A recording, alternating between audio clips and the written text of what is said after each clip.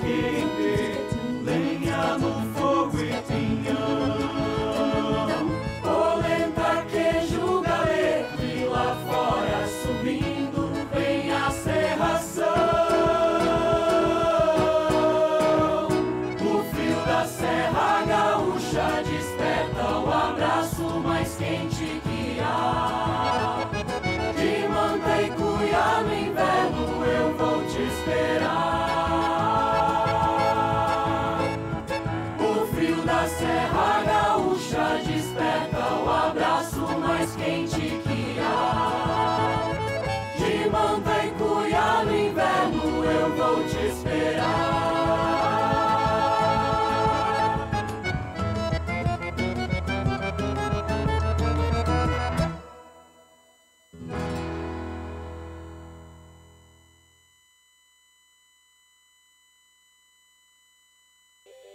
Sabe por que a UX é diferente? Porque tem o teu jeito e fala a tua língua. Somos a universidade com a força da comunidade. Uma universidade que olha para o futuro, que está no ranking das melhores do mundo, mas que também é daqui, a única da nossa região. Estude na UX. Acesse agora mesmo ux.br e saiba mais sobre cursos e formas de ingresso. UX, pessoas em movimento.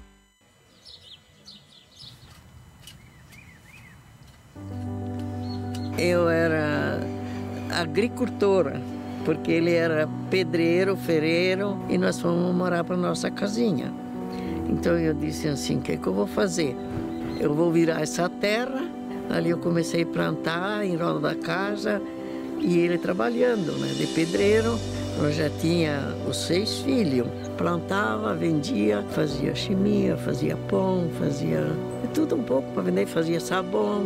Botemos ali uma bodeguinha assim, bem simplesinha. Nem interesse de fazer um mercado. Aquilo estava só para dar um dinheirinho a mais na família, né? Ao longo dos anos, o Super Andreassa estabelece relações próximas e duradouras com clientes, funcionários e fornecedores. Expande os negócios na região e se consolida como uma das principais redes supermercadistas do sul do Brasil.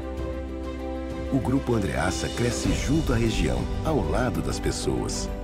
Agora inaugura uma nova fase e lança o Vantajão Atacado Caxias, que junto à unidade de Vacaria é um presente da família Andreassa para a região. Chegamos até aqui unidos pelo trabalho e uma certeza. Nosso grande propósito é proporcionar uma vida melhor para todas as famílias. Sejam muito bem-vindos ao novo Vantajão Atacado. O braço atacadista do Grupo Andreassa, o nosso atacado.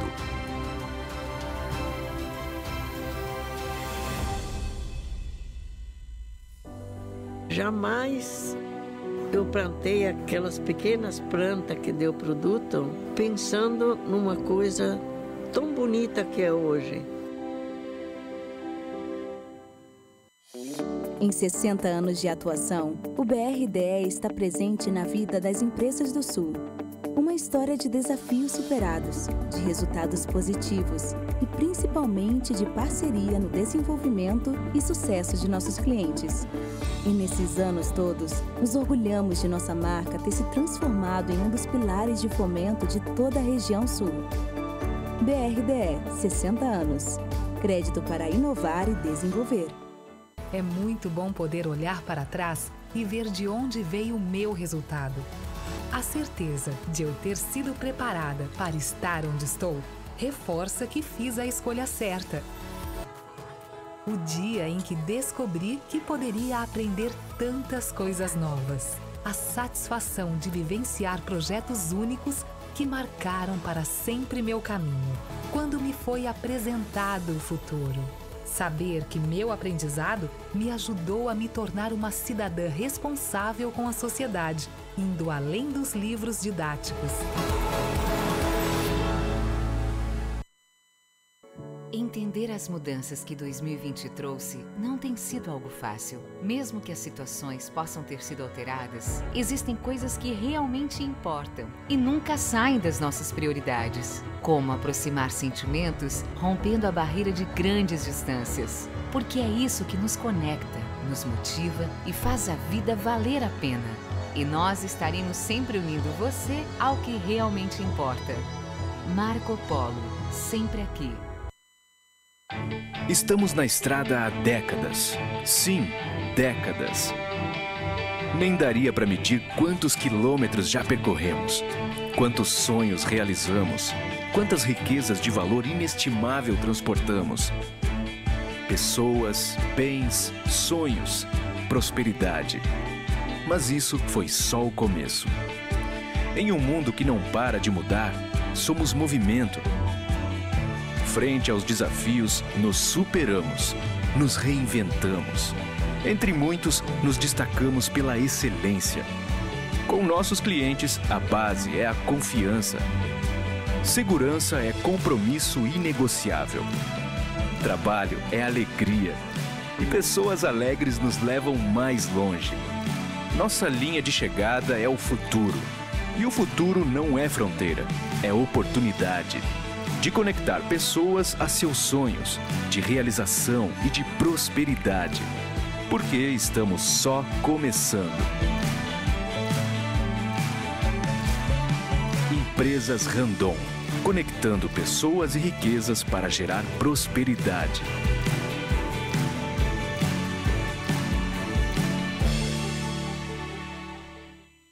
Conforto pra casa, beleza pra vida, o bom gosto em primeiro lugar. Os momentos que nos fazem sonhar, como é bom contar com quem nos quer bem e está sempre ao nosso lado também. Móveis Dallas, ambientes feitos pra viver. Móveis Dallas, planejados pra você. No novo site da SIC Caxias, você fica por dentro de tudo o que acontece na entidade e o que temos a oferecer. Agora, você tem acesso a uma plataforma mais moderna, funcional, interativa e acessível. Você pode realizar inscrições aos eventos, divulgar a sua marca e vagas de emprego, assistir a eventos anteriores e muito mais. Acesse siccaxias.org.br e confira.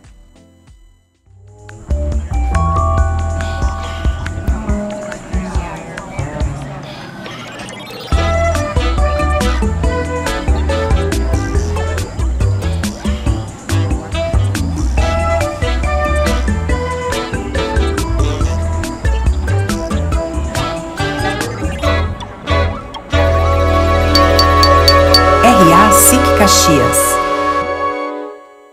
Bom dia. Então, sejam bem-vindos à nossa RA SIC Caxias. Uma saudação especial ao presidente da entidade, Celestino Louro, e ao palestrante que já está conectado conosco, o senhor Ives Gandra Martins, que nos acompanha de forma, então, online e falará sobre análise da conjuntura econômica e política atual. Convidamos para que acompanhem no telão as marcas que são nossas parceiras aqui da RA.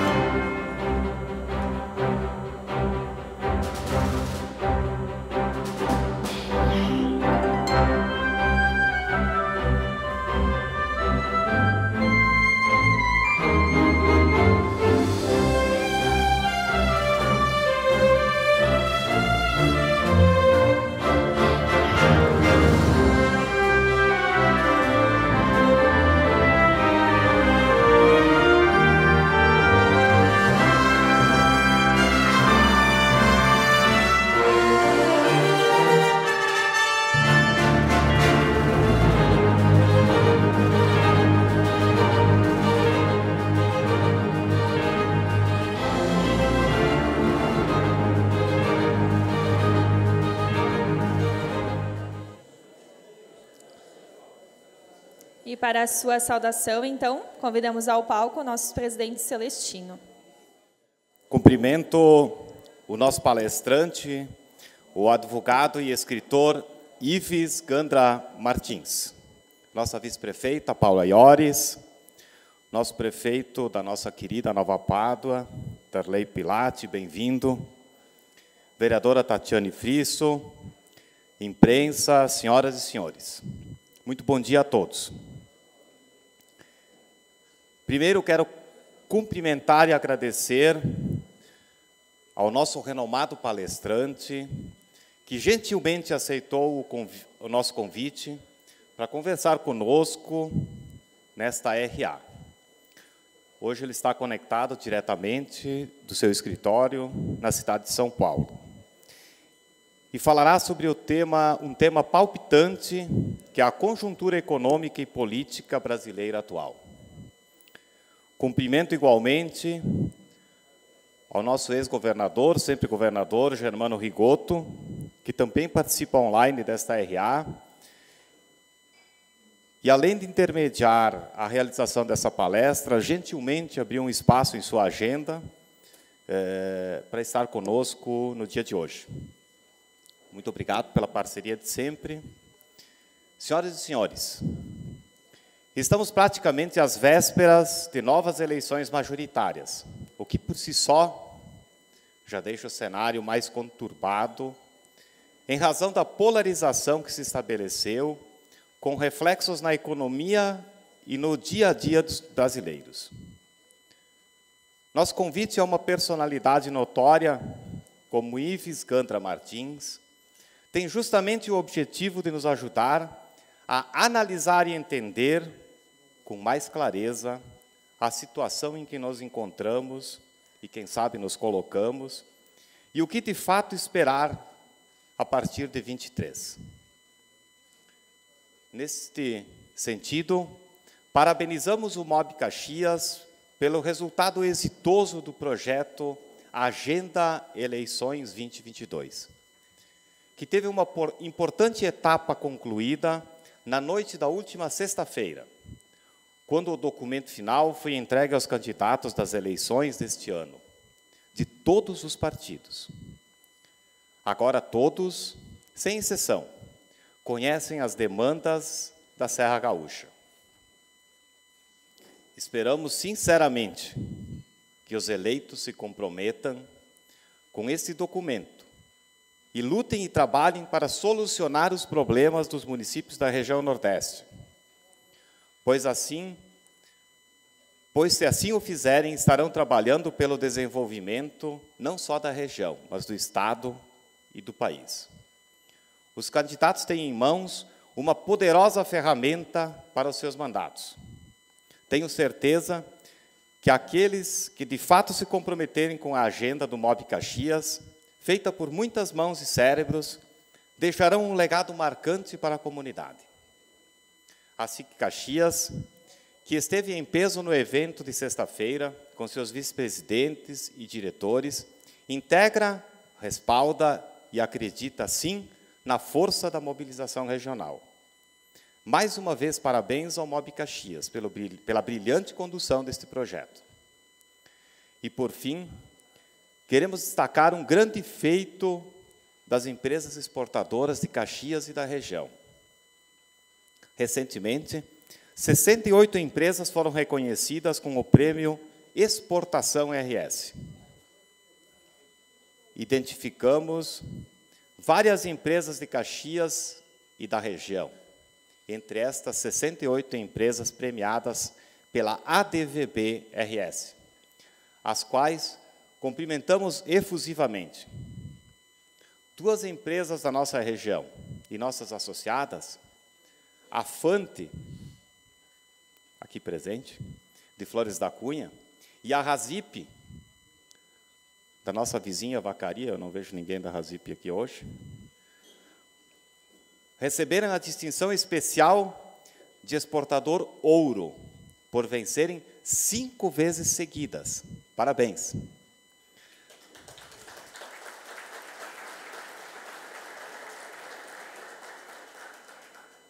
Trata-se realmente de uma conquista que merece ser comemorada, porque, como foi bem lembrado durante a cerimônia, a exportação é um dos melhores caminhos para o desenvolvimento econômico. A SIC Caxias fica especialmente feliz, porque esse reconhecimento se conecta com uma das estratégias desta casa, que é promover o relacionamento com representações diplomáticas e delegações de diferentes países. E com isso trago também outro dado importantíssimo, divulgado na semana passada pela nossa Diretoria de Planejamento, Economia e Estatística, que foi o crescimento de aproximadamente 28% nas exportações caxienses no acumulado de janeiro a junho deste ano, e de 22% em 12 meses. Estamos recuperando de forma consistente o desempenho do comércio internacional, que é tão importante para a composição da nossa economia e da nossa cadeia produtiva. Muito obrigado e uma boa RA a todos.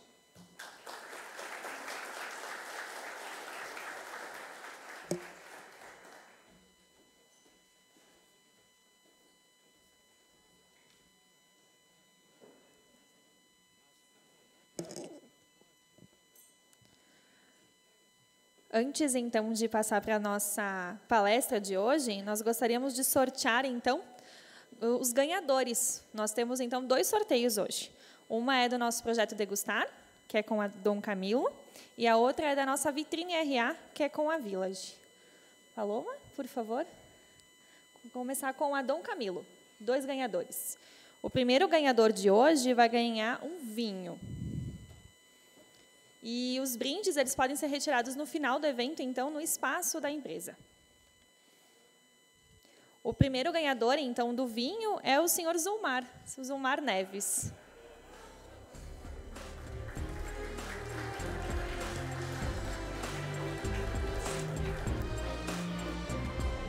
E o ganhador do Vale Piquenique, que aí precisa fazer um agendamento e falar com o pessoal da Dom Camilo, é o seu Ademir de Barba, isso, da Protesul.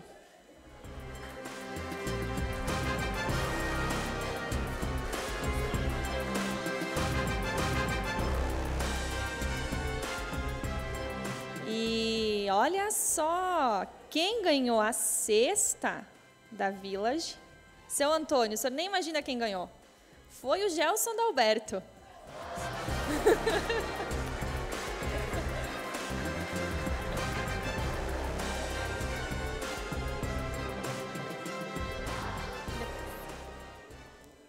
Parabéns, então, aos nossos ganhadores de hoje.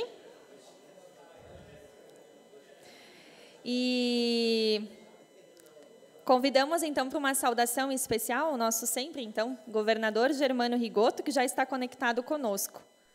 Senhor Germano, bem-vindo.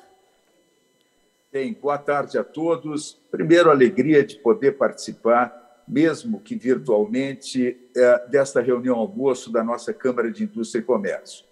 Eu gostaria de estar presente, mas hoje, programação incrível, né? O que é tecnologia, meu amigo Dr. Ives Gandra Martins. Eu estou na Alameda Santos 473. O Dr. Ives reside na Alameda Santos em torno de 1.700 e pouco, por aí. Nós estamos muito próximos, mas entrando virtualmente. Eu gostaria muito, meu prezado presidente Celestino Louro, de estar presente na reunião almoço da SIC de hoje. Quero cumprimentá-lo, cumprimentar toda a equipe, toda a diretoria da SIC, cumprimentar todos os associados da Câmara de Indústria e Comércio. E quando me foi solicitado fazer um contato com o Dr. Ives Gandra Martins, para que ele pudesse participar da reunião almoço de hoje, eu não poderia deixar de atender essa solicitação e sabendo que eu tinha que convidar para ser palestrante na reunião do almoço de hoje, nada mais do que provavelmente o maior jurista do Brasil hoje, um dos maiores juristas, tributarista, constitucionalista, professor, escritor. Dr. Ives Gandra Martins, ele não precisa comentários sobre o que ele representa no Brasil hoje. Eu tenho muito orgulho de ser amigo do Dr. Ives, me considerar amigo do Dr. Ives. Eu, quando trabalhei muito na reforma tributária, eu sempre procurava ter luzes, ter informações do Dr. Ives com relação aos encaminhamentos da reforma tributária, ele como grande tributarista que é. Mas eu não tenho dúvida que a análise do cenário político, econômico, da nossa Constituição, do momento que nós estamos vivendo, não tem nenhum palestrante melhor que o Dr. Ives para participar de uma reunião almoço da Câmara de Indústria e Comércio. Eu primeiro quero agradecer, Dr. Ives, a sua atenção de sempre, o seu carinho de sempre, dizer que estou muito feliz de estar, da sua presença na Câmara de Indústria. Eu lhe dizia, Caxias é minha cidade, Caxias é um polo metal mecânico dos mais desenvolvidos do Brasil. A Câmara de Indústria e Comércio tem uma tradição incrível. O presidente Celestino Louro falava um pouco sobre o momento que nós vivemos e as reivindicações de Caxias e da região. O MOB Caxias é um movimento importantíssimo para que a gente tenha união em torno dessas reivindicações. Então, eu só posso agradecer ao presidente Celestino Louro a possibilidade de ter feito esse contato com o Dr. Ives e, mais do que tudo, agradecer a atenção, o carinho e a presença do Dr. Ives Gandra Martins, que vai ficar na história das reuniões almoços da SIC, pelo que ele representa, pela sua história, pela sua biografia. Muito obrigado, boa reunião a todos. Mais uma vez, abraço, doutor Ives.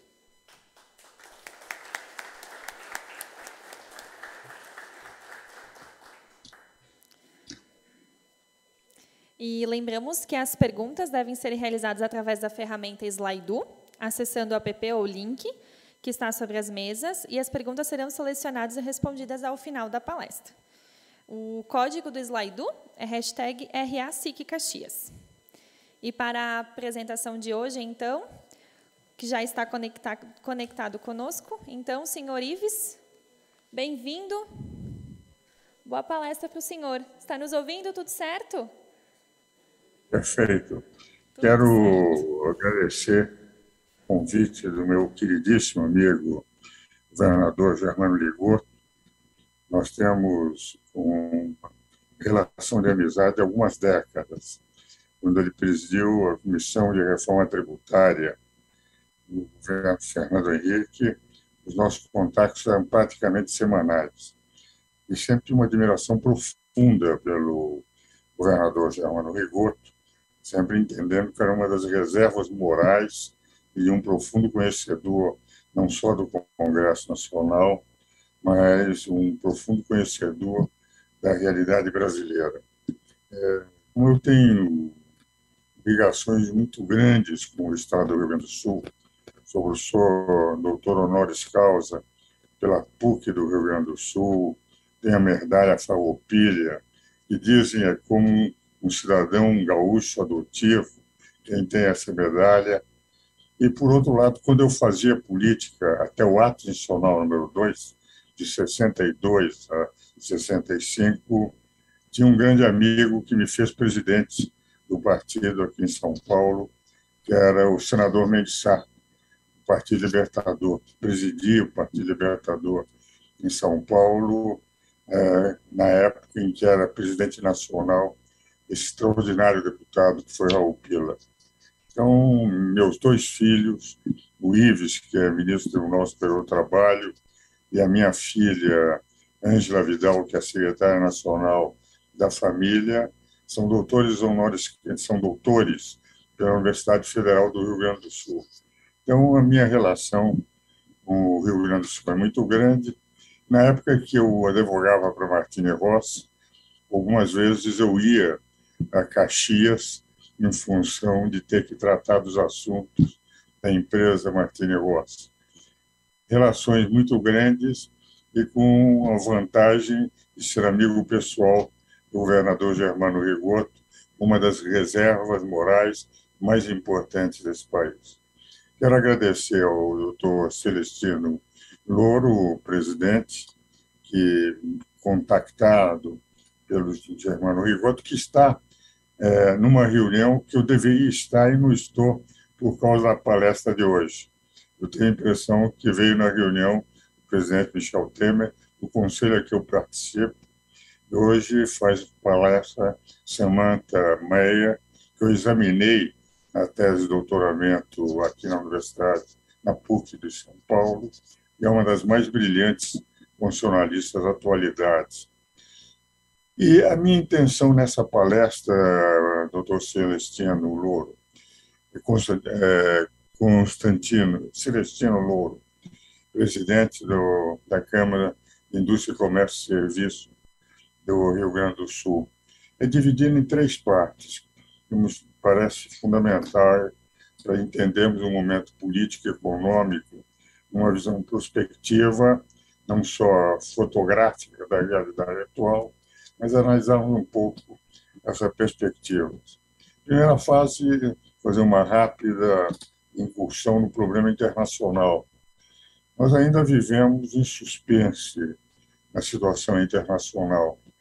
Nós temos a Rússia invadiu na certeza de continuar aquele processo expansionista que conseguiu quando anexou a Crimeia, quando derrotou a Chechênia e fez com que Belarus ficasse do seu lado, também dominando Geórgia e entendendo que a Ucrânia era parte do território russo, querendo reconquistar como tinha no século XIX.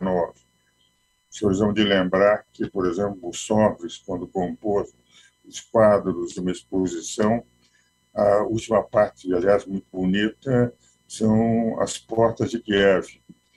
Os russos sempre consideraram Prokofiev o maior músico russo, mas ele nasceu na Ucrânia, nasceu em Kiev.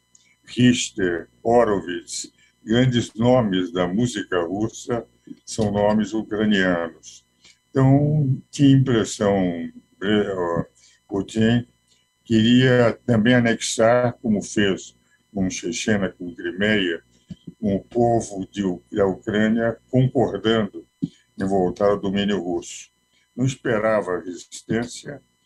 Hoje está numa situação difícil do ponto de vista militar, não que não tenha mais condições de ganhar da guerra do que a própria Ucrânia de se defender, mas o preço que está pagando numa economia que tem o PIB do Brasil só não é um preço maior porque ele consegue escoar parte da sua produção através da China e através da Índia, uma população que atinge, considerando a Indonésia e outros países, a quase 3 bilhões de pessoas, o que vale dizer, dá um fôlego à economia russa. Mas é uma economia pequena, é uma economia do tamanho do Brasil, é uma economia 14 vezes menor que a dos Estados Unidos e 10 vezes menor do que a da China. O que vale dizer, é uma cara e um povo que, a esta altura, jamais voltará a ser um povo favorável à Rússia pelos desastres, pelos estragos, pela vitória que, em determinadas regiões, os russos obtiveram, mas com destruição de cidades inteiras, com mortes violentas, com torturas ao povo ucraniano. Que vale dizer, é um impasse, que Putin não pode perder a guerra, mas não está conseguindo avançar, em que os ucranianos, com as armas, que, aliás, também é uma forma de teste de armas as mais modernas, percebe que a própria guerra mudou de patamar. Os tanques hoje têm uma importância relativamente pequena, na medida que drones e mísseis destroem com uma facilidade enorme. O papel que teve na Segunda Guerra Mundial ou em todas essas guerras regionais mais recentes está se demonstrando na nova tecnologia militar, os drones, a própria aviação perde também relevo, faz com que nós estejamos um impasse e com um cidadão cuja raciocínio e perspectiva não diferem muito de Hitler. Hitler desejava ter a bomba atômica em 1944 para ganhar a guerra, lançando a bomba atômica nos Estados Unidos e na Rússia, enfim, nos países aliados que estavam combatendo. E tem um arsenal atômico. Se o impasse for muito grande, não se sabe como é que uma mente como a dele, que pretendeu ser um Hitler conquistando e aumentando o Império Russo, vai trazer. Mas trouxe problemas econômicos muito sérios para a humanidade. Isso também levantou um problema em que o principal país a lucrar não é nem o Ocidente. A Europa vai passar um inverno precisando de produto do gás, do petróleo russo.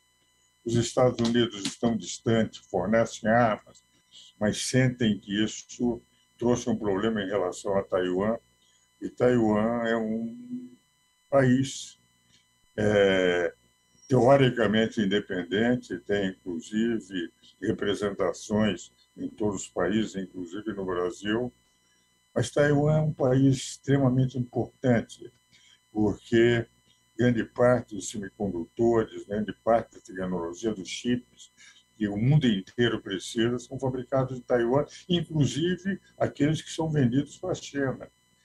De tal maneira que Taiwan não é só um problema de prestígio de uma nação para não ter que ceder depois de ter prometido proteção. É que não há possibilidade dos Estados Unidos se adaptarem numa rapidez muito grande a ter todo esse material e que a tecnologia de Taiwan é superior de todo o mundo. Então, a China joga, primeiro, de manter a Rússia sem que a Rússia desapareça, escoando os produtos da Rússia, e sem perder homens, perder equipamentos, etc. E, por outro lado, exercendo uma pressão sobre Taiwan muito grande, que pode levar os Estados Unidos a terem de fazer realmente uma defesa maior, e não sabemos o que pode ocorrer. O certo é que, embora o mundo mantenha essa intenção, as consequências econômicas para o mundo foram desastrosas, com um aumento de inflação em todos os países, com falta de matérias e commodities em grande parte, principalmente dos países europeus, no hemisfério norte, e com reflexos, inclusive, no Brasil, em nível de fertilizantes. O próprio aumento das commodities para exportação, viu o sucesso da exportação da cidade de Caxias, trouxe um inconveniente interno, que é o aumento também na parte da agropecuária, do custo dos produtos aqui no Brasil. Tudo isso tem um impacto. No mundo, com uma recessão inesperada. No mundo, com uma inflação inesperada. E no Brasil, com os reflexos menores, mas também reais, de termos uma inflação que, embora em face de redução, e o fato de os produtos necessários à agropecuária para a população mais carente, tudo isso com impacto negativo. O que acontecerá? Far-se-á uma paz entre a Rússia e a Ucrânia? Haverá uma tranquilidade de ser apenas uma ameaça da China, o que é mais provável, porque os chineses eles jogam sabendo perfeitamente que a sua posição é a mais confortável possível, porque tem a Rússia sob controle, pressiona os Estados Unidos em Taiwan, mas não interessaria, a meu ver, de imediato, uma tomada da Taiwan, porque haveria uma destruição, e a própria destruição na defesa que Taiwan faria da sua ilha poderia prejudicar a própria indústria da Rússia, da China, que depende de semicondutores, mas de chips, etc. O que representa, de rigor, que será mais uma pressão psicológica, mas que vai exigir uma permanente presença dos Estados Unidos e um custo operacional de tudo isso. Esses impactos externos, que deixam o mundo ainda em suspense, têm apenas em nível do Brasil o reflexo, de um lado, econômico, da inflação, em que também nós sofremos, como todos os outros países, uma melhoria dos comércios externos, mas não internos, mas temos um dado que é um dado relevante. Pertencemos ao BRICS, pertencemos a uma união com a China e com a Rússia e, evidentemente, estamos vinculados a toda a economia do Ocidente, o que faz com que o jogo diplomático no Brasil terá que ser um jogo com esse final de governo ou com o próximo governo, qualquer que seja, um jogo com muita habilidade para, enfim, conseguir se equilibrar entre essas duas realidades. Esse impacto internamente não prejudicou tanto como os países do hemisfério norte, até porque, se nós analisarmos economicamente, já entrando na segunda parte da exposição, nós verificamos que o ano que estamos vivendo não foi um ano tão ruim assim. Nós tivemos, pelo próprio Fundo Monetário Internacional, uma perspectiva de crescimento maior nesse segundo semestre do que o próprio fundo previra no início do ano, em que dizia que o Brasil iria crescer 0,8%. Agora já se prevê que o Brasil vai crescer 1,7%, podendo crescer mais, previsões do próprio Fundo Monetário Internacional. Se nós analisarmos a balança comercial, e gostei de ouvir por parte do presidente Celestino Louro a sua exposição sobre o sucesso da exportação de Caxias, nós vamos ter uma balança comercial melhor do que tivemos nos anos anteriores. Calcula-se que nós possamos chegar a um saldo na balança comercial até beirando os 100 bilhões de dólares. Se nós analisarmos a inflação, enquanto os outros países estão sofrendo, nós tivemos uma redução de 12 e pouco para 10,04%. Se nós analisarmos o desemprego, caiu de 14% para 9,3% o desemprego no país. O que vale dizer, nós estamos vendo também esse crescimento, enfim, crescimento que, inclusive, se prevê com esse auxílio Brasil, um crescimento para o comércio varejista, principalmente, muito bom, porque vai auxiliar exatamente onde a população desempregada, que passa fome, etc., não tinha recursos para entrar. Então, do ponto de vista econômico, eu não vejo tanta preocupação. Nós estamos, dentro da crise mundial, numa situação mais tranquila que na crise mundial. Agora, temos alguns elementos complicadores. E é exatamente isso que eu quero fazer nessa parte central da palestra, que é o debate eleitoral, as opções eleitorais que passamos a ter e, eu diria, um desequilíbrio entre os poderes. Hoje eu estou convencido que nós não temos uma terceira via por força do protagonismo do Supremo Tribunal Federal. Nós poderíamos ter uma discussão mais de produtividade, de eficiência, de projetos para o país, se o Supremo não tivesse resgatado a candidatura do presidente Lula. Iríamos discutir entre outras opções que pudessem aparecer, de outras lideranças, como o presidente da República, enfim, outras alternativas que não fosse o velho debate do século XIX entre direita e esquerda, entre aqueles que querem voltar, enfim, a um passado que não foi bom e aqueles que querem falar ainda numa luta contra a esquerda, pela direita.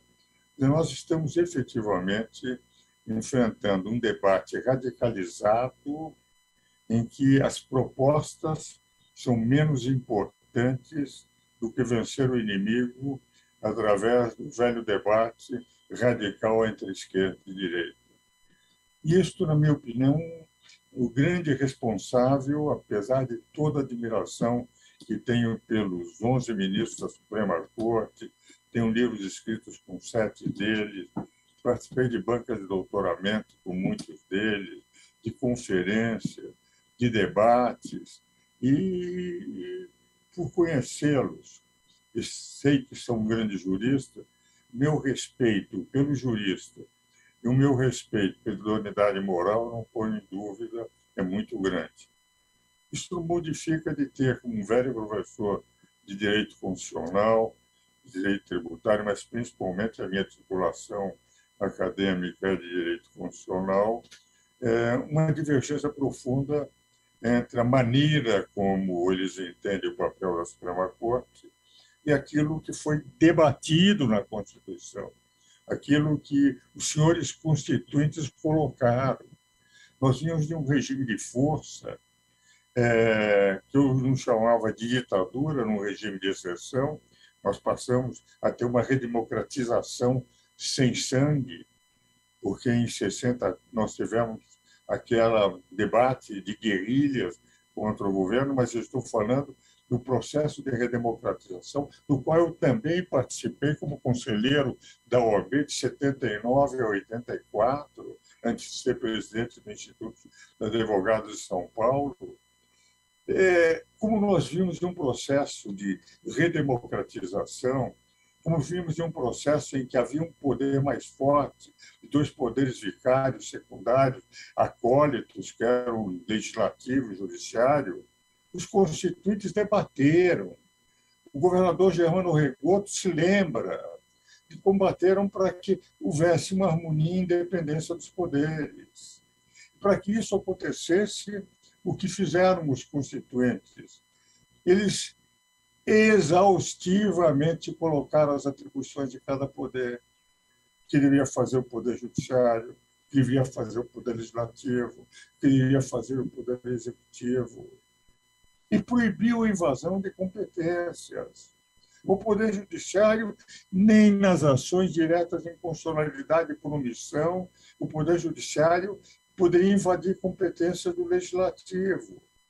Se houvesse uma obrigação constitucional de fazer a lei e o legislativo não tivesse feito, com ação direta de inconstitucionalidade junto ao Supremo, para que o Supremo declarasse a omissão inconstitucional do Congresso, pelo artigo 103, parágrafo 2º, diz que o Supremo teria que, declarada a inconstitucionalidade por omissão do Congresso, pedir ao Congresso Nacional para fazer a lei, mas não podia fazer a lei no lugar.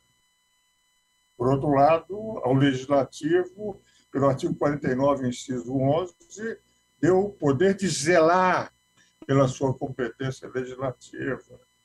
Dizer o seguinte: se o Judiciário ou o Executivo entrasse na competência exclusiva do Legislativo, quem teria que zelar por ela seria o Legislativo. Não como um determinado e grande ministro da Suprema Corte admitiu que qualquer coisa que se fizesse teria que se pedir ao Poder Judiciário para concordar, o que vai dizer, se o Poder Judiciário invadisse o Legislativo, a forma do Legislativo zelar pela sua competência seria pedir ao Judiciário para que ele declarasse que ele invadiu ilegalmente a competência do Legislativo, o que não foi o que os constituintes puseram. Lá pagaram para... Cabe ao Congresso Nacional zelar. Então, é o Congresso Nacional que zela, jamais o Supremo, que tem que ter a última palavra sobre a sua própria invasão de competência do Legislativo. Isso está no artigo 49, inciso 11. Então, houve freios e pesos e contrafreios, ou freios e contrapesos, na Constituição, para que nenhum poder invadisse a competência do outro. Tanto é verdade que o título 4º, que é o título dedicado à organização dos poderes, vai dos artigos 44 a 135. É o mais longo título dos 9 títulos da Constituição dedicado à organização dos poderes. Agora, quando o ministro Fachin, meu confrade na Academia Brasileira de Direito Constitucional, com sede em Curitiba, ele decidiu, em habeas corpus, em embargo de declaração de habeas corpus, dizer que o juiz Sérgio Moro, 3 desembargadores do TRF da 4ª Região, conheço os 3, são excepcionais juristas. Um deles eu tenho livros escritos, que é o Paulsen, e sei perfeitamente a competência. Que o juiz Sérgio Moro, 3 desembargadores, 5 ministros do STJ e 6 do Supremo, não tinham examinado, diz o ministro Fachin, algo tão elementar que qualquer aluno de primeiro ano de processo penal e civil sabe se um juiz é competente ou não. Primeira coisa que um juiz faz quando recebe um processo é saber se ele é competente ou não. Qualquer aluno de primeiro ano de processo civil ou processo penal sabe que é isso. E é algo extremamente fácil de saber, que as competências são definidas. Cada juiz sabe perfeitamente os limites da sua competência. E passando um atestado ou de incompetência ou de ignorância para todos esses magistrados, diz que depois de 4 anos se descobriu que o juiz era incompetente. Eu tenho muito respeito pelo ministro Fachin, professor titular da Universidade Federal do Paraná. Já examinei professores titulares daquela casa, como Marcelo Justem Filho, Assis Gonçalves. Sei perfeitamente do nível da Universidade Federal do Paraná e do nível do ministro Fachin, com quem também privo de amizade, gosto dele, sei perfeitamente da sua competência. Mas considerar que ninguém percebeu que um juiz era incompetente foi resgatar a candidatura do presidente Lula.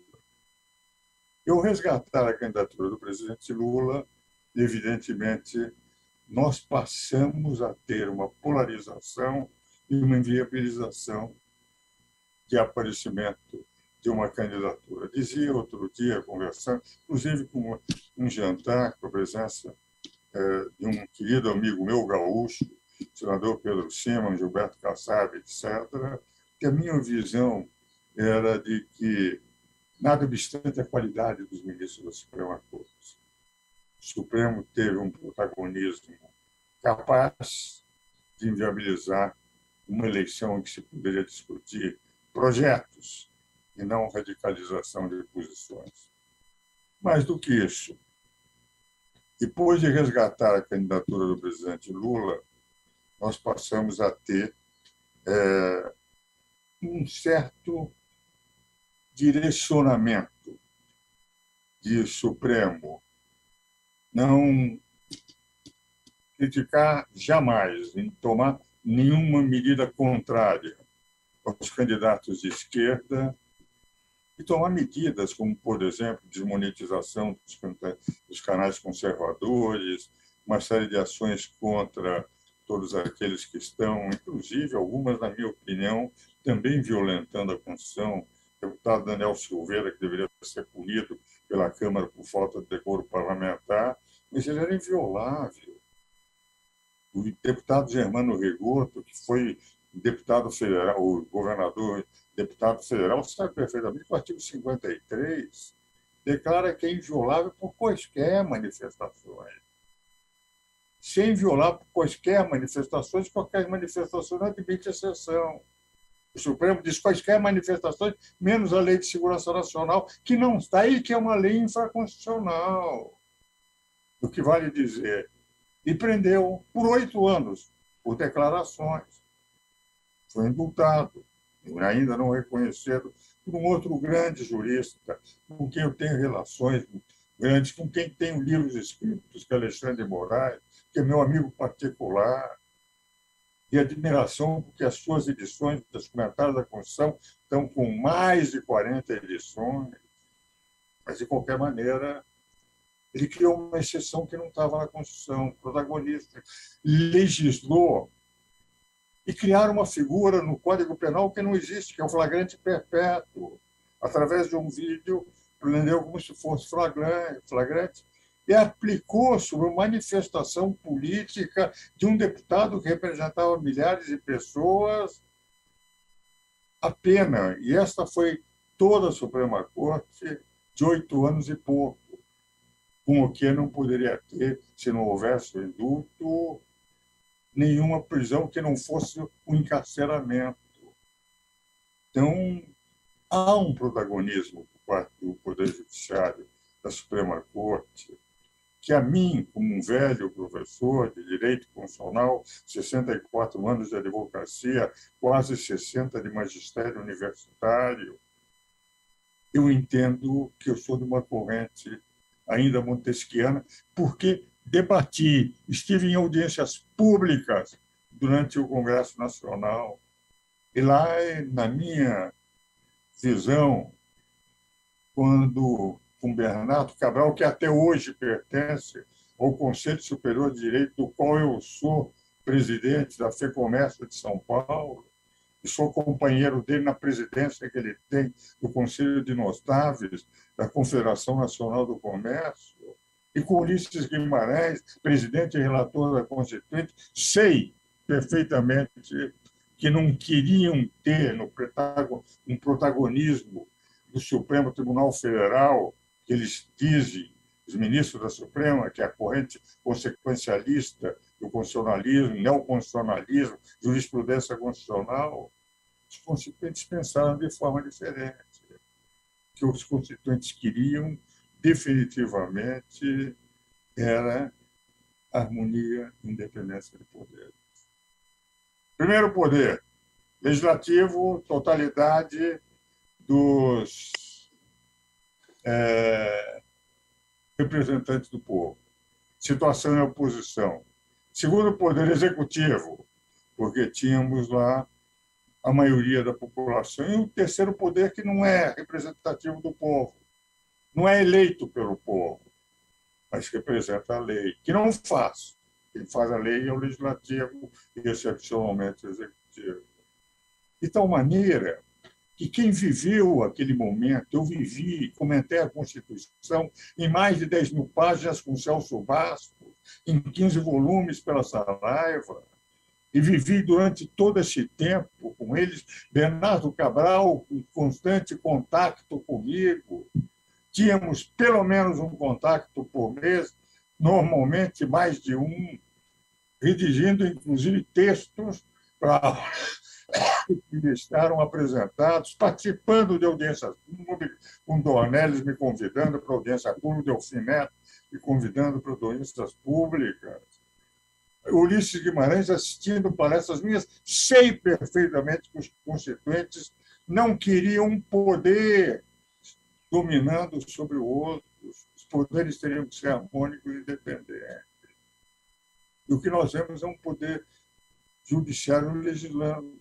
Por exemplo, o inquérito de fake news. Há um projeto de lei em andamento no Congresso Nacional. Não há lei ainda sobre fake news.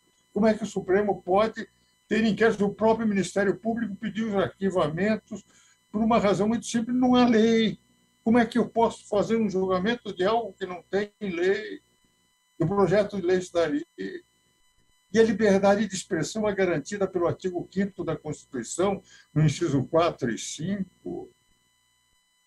No 4, liberdade de expressão absoluta. No 5, de que forma eu posso punir os abusos na liberdade de expressão? São duas ações.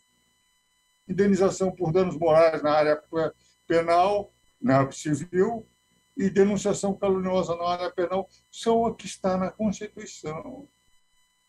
Então, apesar, concluindo essa parte do Supremo, eu acho que mudou o cenário, o que nós temos efetivamente é um protagonismo que, apesar do respeito que tenho por todos eles, a minha corrente doutrinária é diferente da deles. Eu entendo que os constituintes aceitaram a clássica divisão montesquiana do poder e, por esta razão, artigo 1º, todo poder é representado pelo povo através dos seus dois poderes, aqueles que elege. Artigo 2º, os poderes serão harmônicos e independentes, não poderão um invadir competência do outro. Dentro desse quadro, nós estamos hoje uma polarização. O presidente Lula sempre nas pesquisas muito à frente. Nas últimas pesquisas, o presidente Bolsonaro se aproximando, Lula perdendo um pouco do protagonismo, o presidente Bolsonaro se aproximando, e aí vem as chamadas cartas pela democracia, partindo de um falso princípio de que há perigo de golpe no país. São cartas em defesa da democracia que se diz que há um risco de golpe no país. Esse risco de golpe é 0 multiplicado por 0, dividido por 0. Não há a menor possibilidade. E aí o deputado e governador, meu queridíssimo amigo Germano Legorto, sabe perfeitamente. Quando foi promulgada a Constituição em 88, as Forças Armadas, em 89, criaram um curso para coronéis ou capitães de guerra, coronéis do Exército da Aeronáutica, que vão ser generais no fim daquele ano. Coronéis mais preparados, que já tinham feito um tempo de coronelato, deveriam fazer esse curso. CPAEC no Exército. Nesse curso, eles ficam um ano estudando problemas nacionais e internacionais. É possível que até o deputado Germano Rigor tenha sido convidado alguma vez para fazer palestra no CPAEC, quando era deputado, quando era governador. Eu fui convidado para professor da escola em 1990. O curso foi criado em 89. Há 33 anos eu leciono no CPAEC, a Escola de Comando do Estado-Maior do Exército. Tenho todo ano na minha turma 1 ou 2 capitães de mar e guerra, 1 ou 2 coronéis da aeronáutica, e nós mandamos do Exército 1 ou 2 coronéis para a Escola de Guerra Naval, para a Escola da Aeronáutica. Conheço a mentalidade de quase todos os generais. Foram obrigados a assistir minhas aulas o general Braga Neto, o general Mourão, o general Ramos, o general Paulo Sérgio. Estavam no curso, eu dava aula de Direito Constitucional e Conjuntura, tiveram que, enfim, eu via nos debates como é que eles reagiam, como reagem até hoje. Este ano já dei as minhas aulas. Não há nenhuma possibilidade do Exército partir para um golpe. Não existe possibilidade de golpe. Mas inventaram de que haveria possibilidade de um golpe, enviaram cartas em defesa da democracia, nós fizemos também a nossa, pelo Conselho Superior de Direito da FEComércio, mostrando que não há possibilidade de golpe. E falaram numa democracia sem combate à corrupção. Cartas assim como se esses golpes só poderiam vir, enfim, do governo atual, sem Forças Armadas não há golpe. E as Forças Armadas são escravas da Constituição. Eu posso falar como um professor há 33 anos, e emérito, me deram o título de professor emérito da escola. Cartas em que não querem falar sobre combate à corrupção, porque, para que tivesse o apoio de todos aqueles que, enfim, são favoráveis a uma candidatura, de rigor, eles não podiam falar em corrupção. Então, o que nós tivemos foi uma tentativa de se fazer um ambiente de que tem que se debater a democracia, porque a democracia corre risco, quando não corre risco nenhum.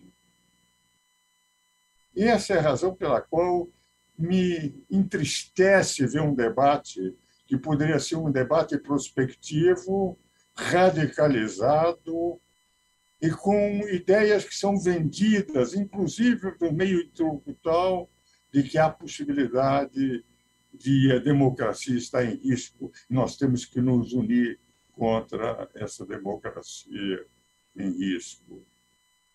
Isto, evidentemente, a partir do dia 16, isto é, a partir de amanhã, quando começa o debate eleitoral, nós vamos ver, talvez, de um lado, a colocação de que não se pode deixar voltar os 2 maiores escândalos de corrupção para o governo.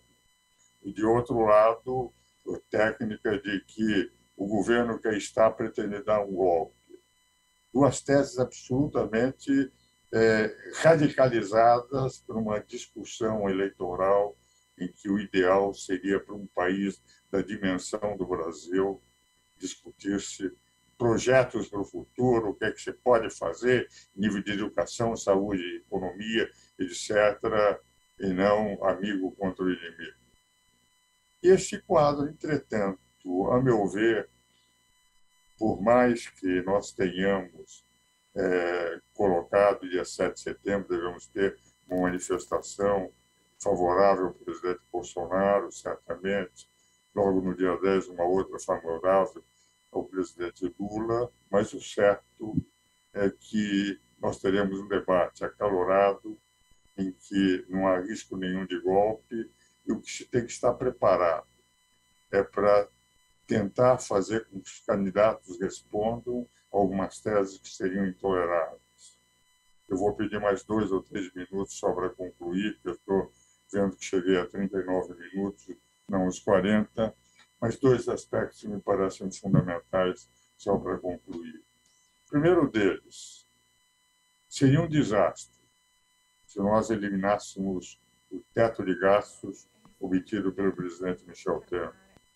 Seria um desastre se nós eliminássemos a reforma trabalhista conseguida pelo presidente Temer. Seria um desastre se voltássemos a ter as contribuições aos sindicatos, aquelas contribuições sociais que, enfim, faziam com que nós alavancássemos carreiras políticas mais do que defendêssemos efetivamente as categorias. Seria um desastre se nós tivéssemos um imposto sobre grandes fortunas que falhou em todo o mundo, nenhum país foi bem sucedido, e onde ainda se discute um pouco é na Suécia, onde o cidadão, quando nasce, não precisa pensar em mais nada, porque o Estado cuida de tudo. Seria um desastre, a meu ver, inclusive do ponto de vista de imposto de renda, se nós tivéssemos a tributação sobre os lucros, sem perceberem que, quando o Everardo Maciel conseguiu fazer com que isso incidisse fundamentalmente só sobre a empresa, o que ele fez foi o seguinte: em vez de dividir uma parte da empresa e uma parte no contribuinte, acumulou tudo nas empresas. Quando os Estados Unidos tinham 20% de imposto de renda, nós estávamos com 34%. O que vale dizer 25 mais 9. E por que o Everardo fez? Por uma questão de inteligência. É melhor receber tudo antes do que receber uma parte agora e possivelmente uma posterior, se houver distribuição. É mais fácil controlar a empresa do que controlar os contribuintes. Essas teses que voltam a ser discutidas, que representam um retrocesso em matéria tributária, essa tese que representa o retrocesso em economia começam a ser debatidas como se fossem grandes conquistas para fazer justiça social. O que eu entendo, ao concluir, nessa parte tributária, uma outra parte que me parece também só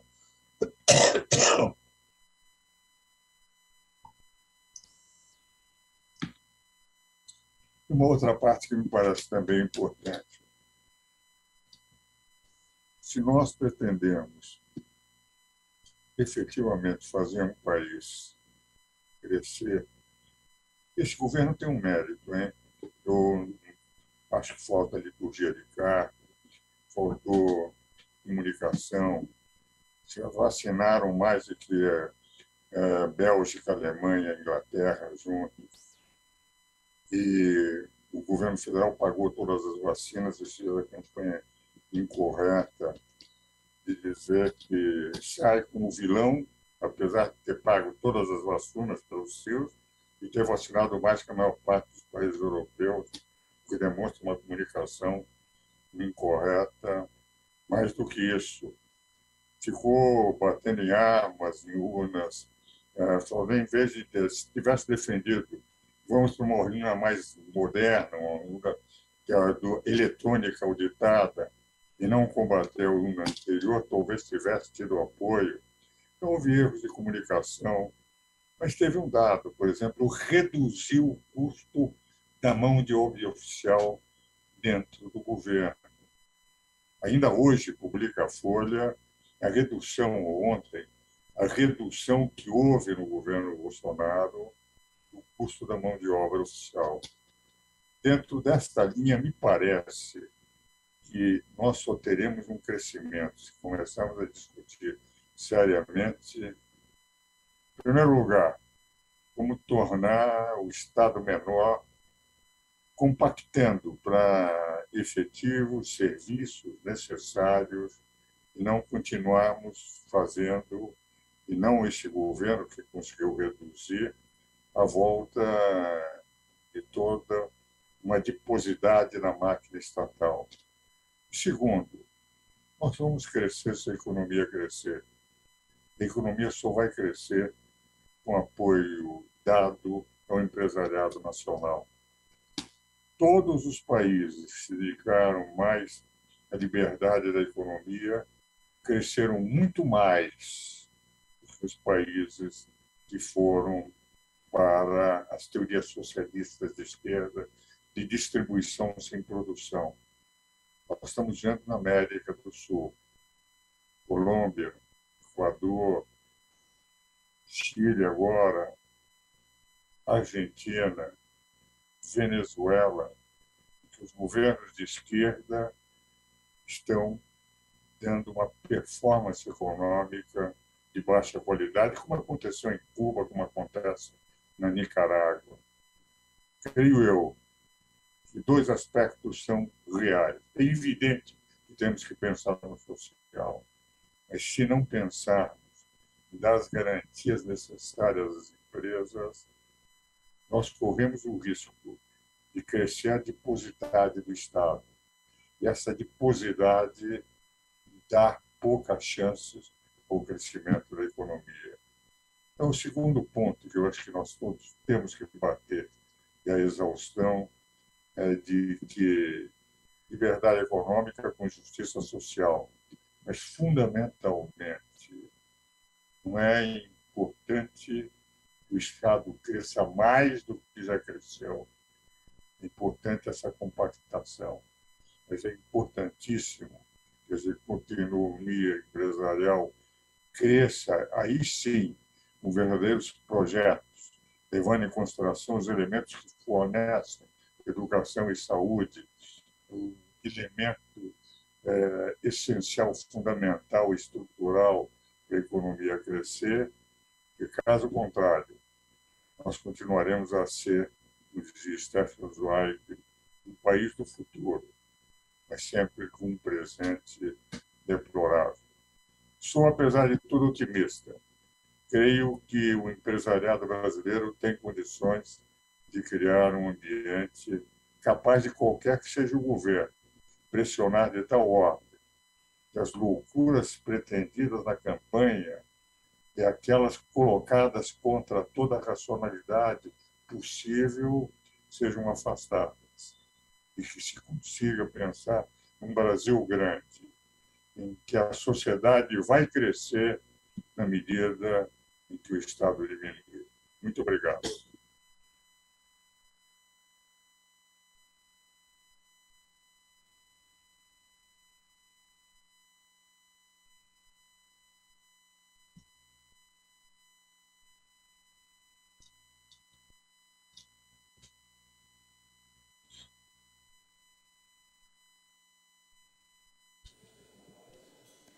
Senhor Ives, então, muito obrigado pela sua palestra. Eu convido o nosso presidente, então, para a mediação das perguntas.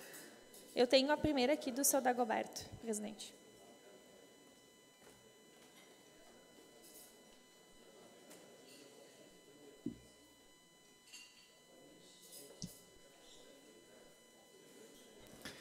Doutor Ives, é uma delícia ouvir a clareza com que o senhor enxerga, com que o senhor visualiza os cenários desse nosso Brasil. Parabéns, o senhor confirma toda a expectativa que cada um de nós trouxe para esse encontro. Nós temos aqui um primeiro questionamento do doutor Dagoberto Lima Godoy, nosso ex-presidente aqui da casa, ex-presidente da Fiergs, que traz no seguinte sentido: se os mecanismos constitucionais estão manipulados pela Suprema Corte, partidarizada e pelo Congresso,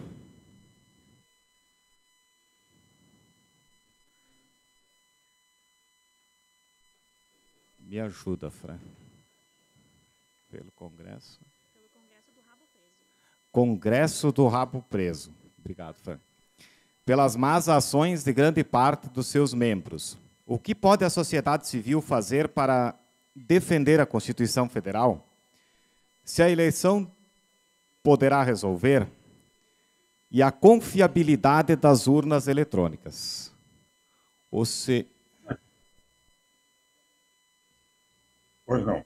Veja, a primeira parte... na verdade, um senador aí do Rio Grande do Sul, que eu gosto muito, aliás, meu amigo, deve ser amigo do deputado Germano Ligor, porque deve ter sido como eu fui, às vezes entrevistado por ele, grande jornalista, que é o Lazier Martins. O Lazier entrou com diversos pedidos de impeachment de ministros da Suprema Corte. Eu entendo que não é caso de impeachment, mas eu acho que se levasse, através pelo menos de um pedido que corresse, só para os ministros darem uma justificativa perante o Senado Federal, porque o que ocorre? Todas as audiências públicas, eu já participei ainda recentemente, agora no mês de julho, de uma audiência pública para analisar o ativismo judicial no Senado Federal. Vou participar de um outro debate na Câmara dos Deputados para analisar o ativismo judicial no dia 25 de agosto. Não, eu sou contrário ao impeachment. Eu acho que não há, eu acredito na idoneidade deles, é um problema de uma corrente doutrinária. Mas eles tendo que explicar e sendo debatido, tem a impressão que mudariam muito esse protagonismo. Eu creio que eles voltariam a ser o que era o Supremo Federal até 2003, até a aposentadoria de Moreira Alves, Sidney Santos e Omar Galvão, no mesmo momento. Mas essa observação de que grande parte dos parlamentares estão com processos à Suprema Corte, eu acho que tira muita independência. O próprio senador Lazier sabe perfeitamente que ele não consegue o mínimo de assinaturas para uma convocação de um ministro da Suprema Corte. Não um convite, uma convocação. Isso dificulta. Agora, eu tenho a impressão que se começar a haver efetivamente manifestações populares no sentido de abaixo-assinados um atrás do outro, para ouvirem os ministros no Senado serem sabatinados, como deveriam ter sido quando foram escolhidos, talvez voltasse.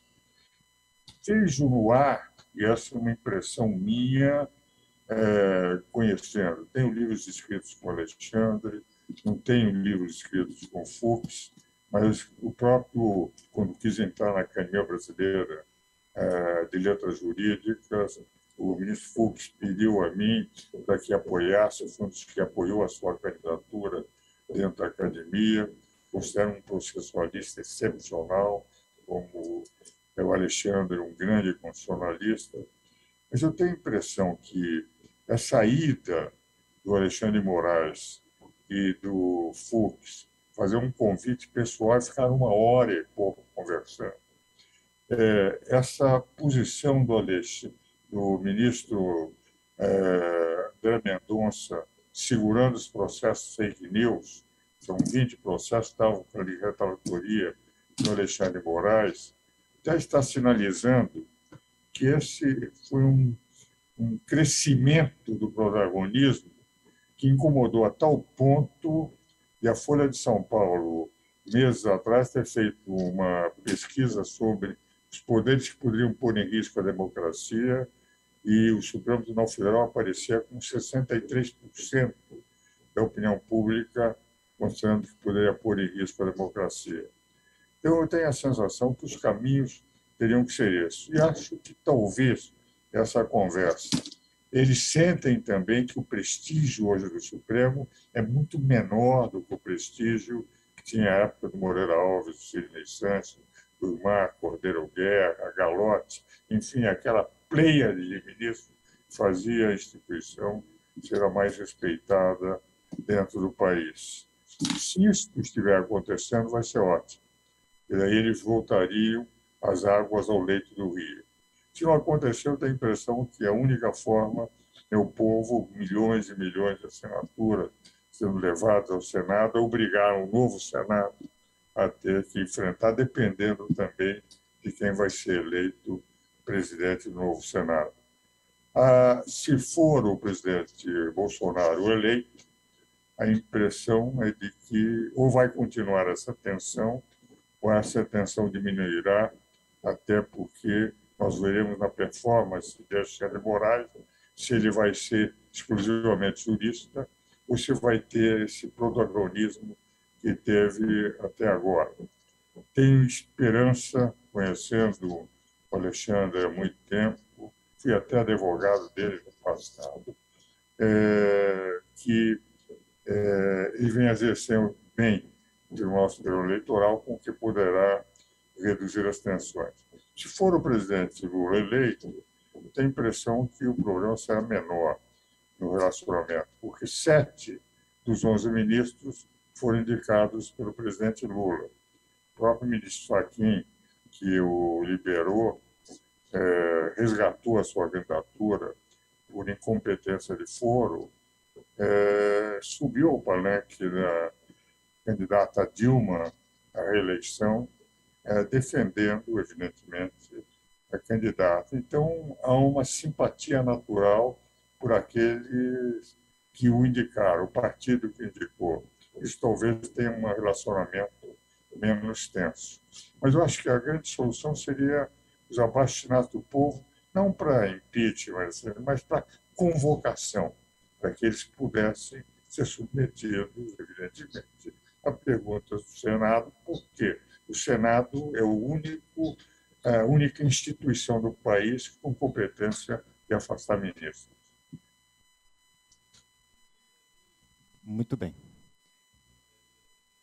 A nossa plateia está lembrando do questionamento a respeito das urnas eletrônicas, doutor Ives. São seguras?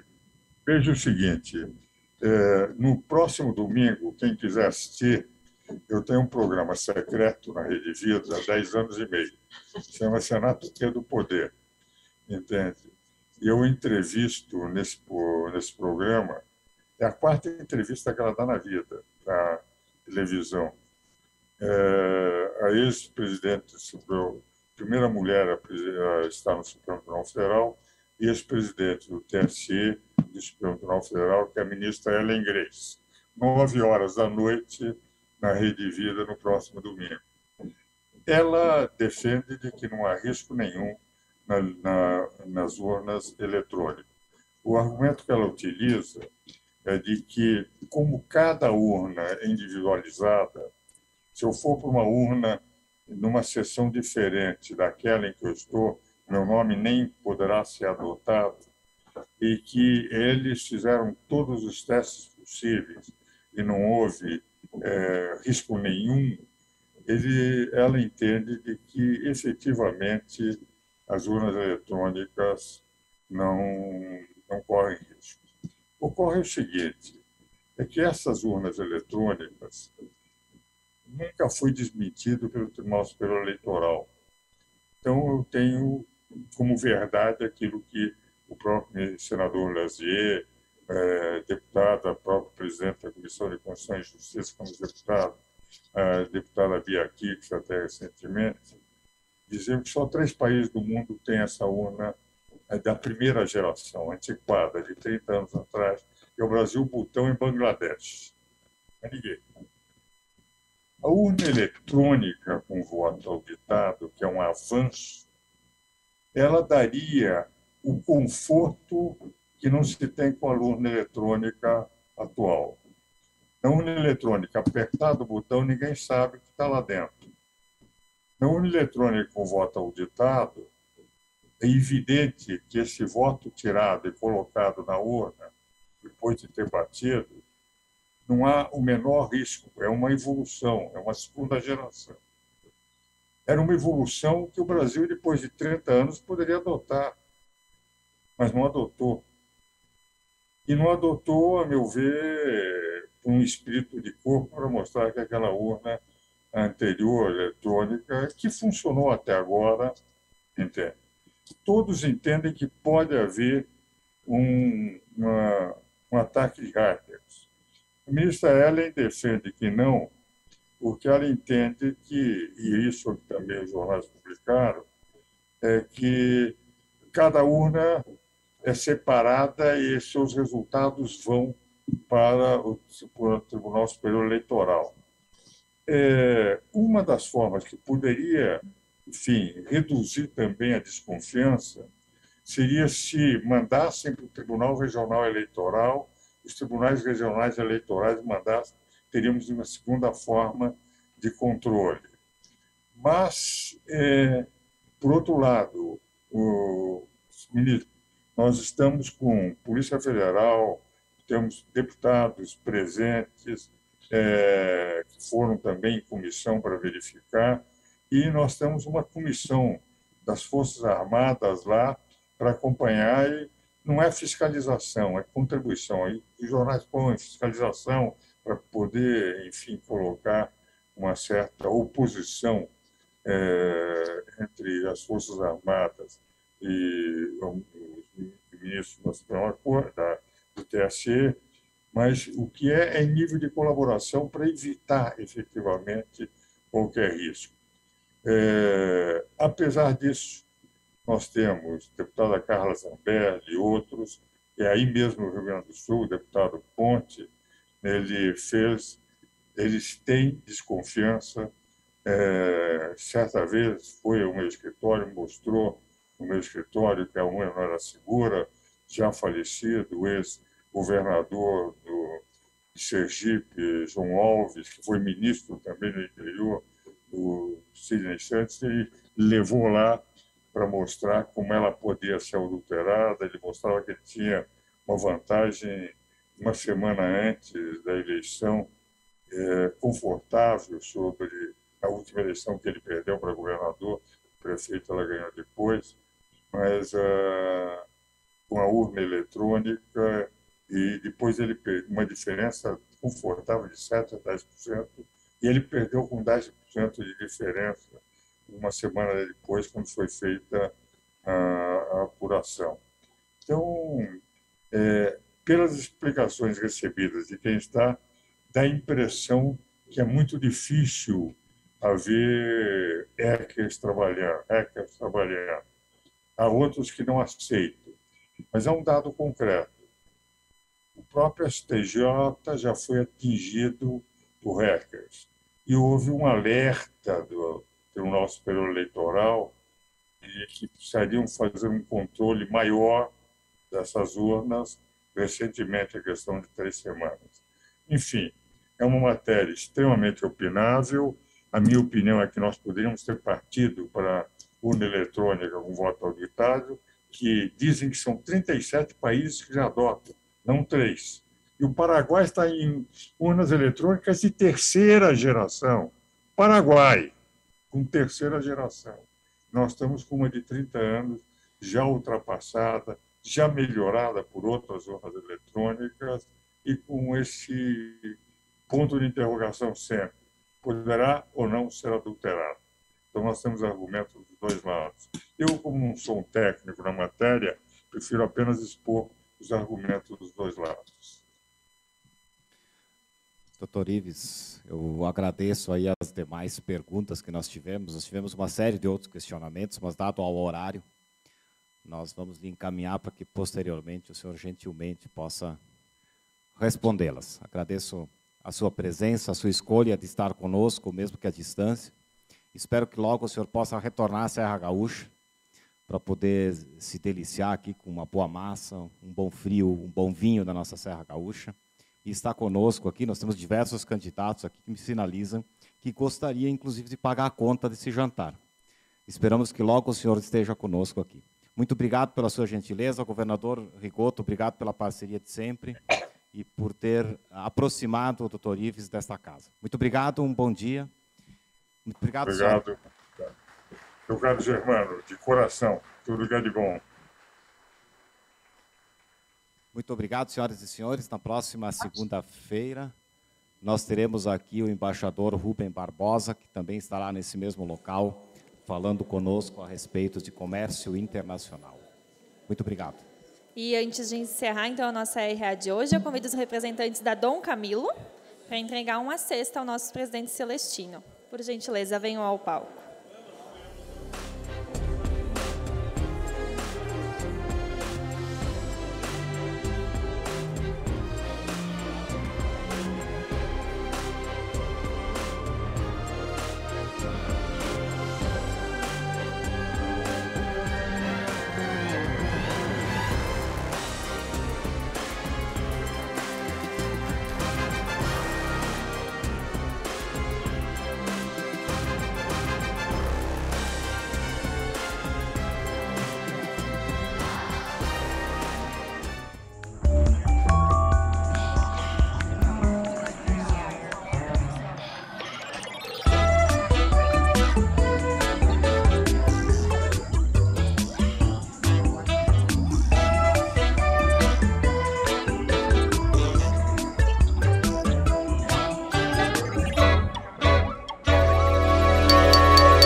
RA SIC Caxias.